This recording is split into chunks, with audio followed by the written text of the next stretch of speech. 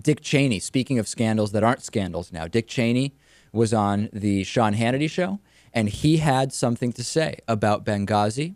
It might not surprise you. Maybe it would. Let's listen to what he had to say. Exclusive reaction. Former Vice President of the United States, Dick Cheney. Mr. Vice President, welcome back, sir. Good evening, John. Great to talk to you. Yeah. You know, I'm listening to those no there. It sounded to me like a little bit of a challenge, reminded me a little bit of when Gary Hart said, just follow me. Yeah, well, they did. And so they did.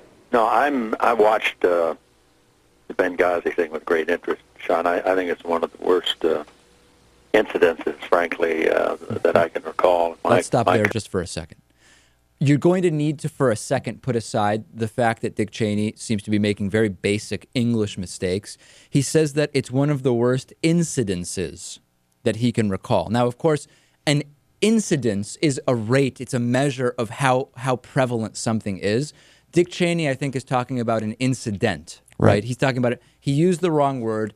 Let's, for a second, just assume that we know what he's talking about and listen to the subject matter, not how he said it, but what he says. They put the whole capability claiming the terrorist problem is solved once we got bin Laden, that al-Qaeda was over with. If they told the truth about Benghazi, that it was a terrorist attack by an al-Qaeda-affiliated group, it would have destroyed the false image of competence that was the basis of his campaign for re-election. There you go. So there's Dick Cheney making what at this point is a very tired and widely discredited case that this was all a political ploy, very strategically calibrated by the Obama administration. Now, let's assume that Dick Cheney said what he meant, not what he said, which is that Benghazi is one of the worst incidents that he can recall. This is the worst that Dick Cheney can recall? His memory apparently must have reset on January 20th, 2009. Or maybe one of his big piles of cash from war profits collapsed under its own weight and hit him in the head, resulting in amnesia. This is the worst incident that Dick Cheney can remember. Do any of us believe that? No, he's lying. He's decided it's his mission to try and destroy Obama and his administration. Yeah. And that's what he's trying to do.